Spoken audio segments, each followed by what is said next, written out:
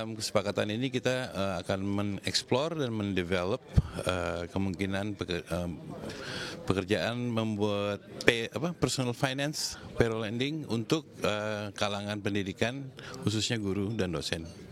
Jadi itu titik mulai daripada kerjasama ini untuk mengembangkan produk-produk pinjaman, produk-produk perbankan, produk-produk perpinjaman untuk kalangan pendidikan di Indonesia. Ini merupakan MOU antara kedua-dua pihak dalam memeteraikan kerjasama di dalam bidang pembiayaan peribadi dan juga Arano di Indonesia. Dalam kerjasama ini, Bank Rakyat berusaha hati untuk berkongsi dari segi kepakaran serta ekosistem yang ada di Bank Rakyat untuk kita sama-sama mempromosikan Islamic products di Indonesia.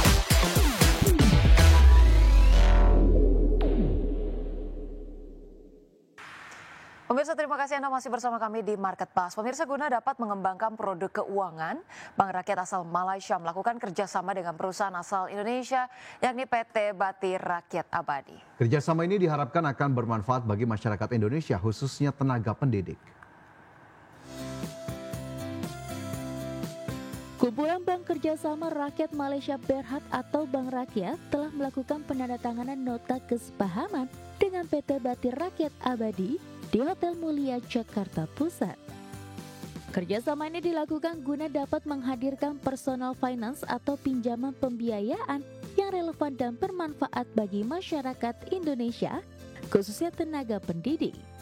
Selain itu, kerjasama ini juga diharapkan dapat mempromosikan Islamic produk yang terdapat di Bank Rakyat kepada masyarakat Indonesia. Abadi. Dalam kesepakatan ini kita akan mengeksplor dan mendevelop kemungkinan pekerjaan membuat personal finance, payroll lending untuk kalangan pendidikan, khususnya guru dan dosen. Jadi itu titik mulai daripada kerjasama ini untuk mengembangkan produk-produk pinjaman, produk-produk perbankan, produk-produk perpinjaman untuk kalangan pendidikan di Indonesia. Ini merupakan MOU antara kedua-dua pihak dalam memeteraikan kerjasama di dalam bidang pembiayaan peribadi dan juga Arano di Indonesia. Dalam kerjasama ini, Bank Rakyat berusaha hati untuk berkongsi dari segi kepakaran serta ekosistem yang ada di Bank Rakyat untuk kita sama-sama mempromosikan Islamic products di Indonesia. Sementara itu, Menteri Pembangunan Usahawan dan Koperasi Malaysia, Datuk Ewan Benedik, yang menyaksikan langsung penandatanganan meyakini kerjasama antara Bank Rakyat dengan PT Bati Rakyat Abadi ini dapat memberikan manfaat kepada masyarakat Indonesia dan rakyat Malaysia terutama dalam hal pembiayaan. Dan saya amat yakin kerjasama di antara Bank Rakyat dengan PT Abadi Rakyat ini dapat memberikan manfaat kepada masyarakat ataupun rakyat Indonesia dan juga rakyat Malaysia. Total aset yang dimiliki Bank Kerjasama Rakyat Malaysia hingga akhir tahun 2024 sebesar 122,92 miliar ringgit Malaysia.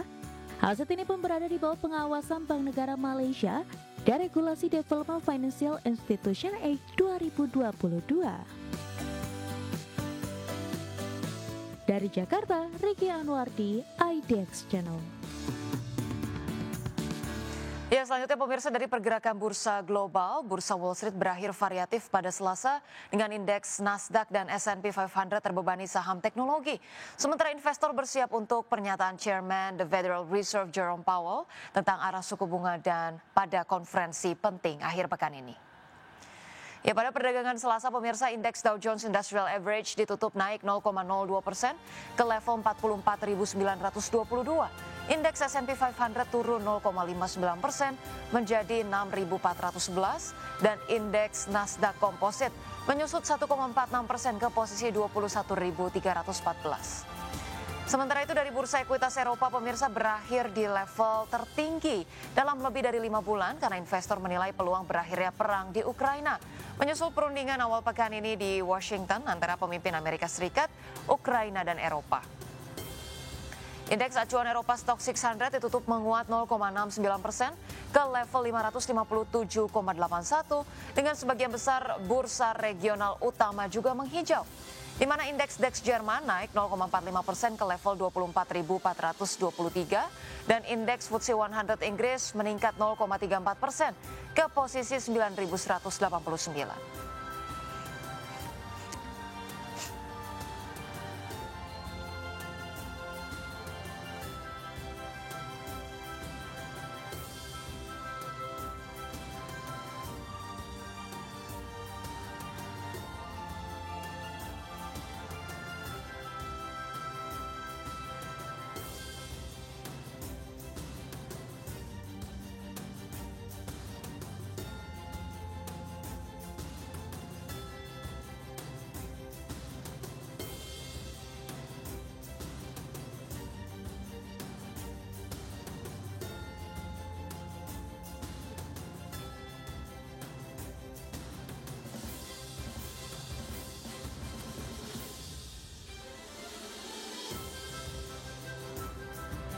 Pemirsa, terima kasih Anda masih bersama kami di Market Pass. Pemirsa, indeks harga saham gabungan atau IHSG ditutup melemah ke level 7.800-an usai menyentuh level tertinggi sepanjang masa pada pekan lalu. IHSG melemah terbebani oleh pelemahan dalam saham konglomerasi DCII dan pelemahan dalam saham perbankan jumbo. Indeks harga saham gabungan atau IHSG ditutup di zona merah melemah 0,45% atau terpangkas 35,42 poin ke level 7.862,949 di perdagangan Selasa. Secara intraday IHSG sempat menguat ke level 7.931,759. Sektor yang turun paling dalam adalah infrastruktur terkoreksi 0,54%, disusul sektor teknologi tertekan 0,47% dan sektor barang konsumen non-primer melemah 0,21% dan keuangan terdepresiasi 0,21%. Sementara sektor yang menguat terbesar, sektor perindustrian menguat 1,85%, sektor transportasi dan logistik naik 1,44%, kesehatan melaju 1,41%, dan sektor properti dan real estate naik 0,99%. Saham PT Astra International Tbk atau ASII ditutup melesat 9,95% di level Rp5.525 per saham, tercatat sebagai penopang utama kinerja IHSG sehingga tidak jatuh terlalu dalam dengan sumbangsi 22 indeks poin. Sementara saham DCII jadi pemberat utama IHSG ditutup melemah 4,41% di level Rp345.000 per saham.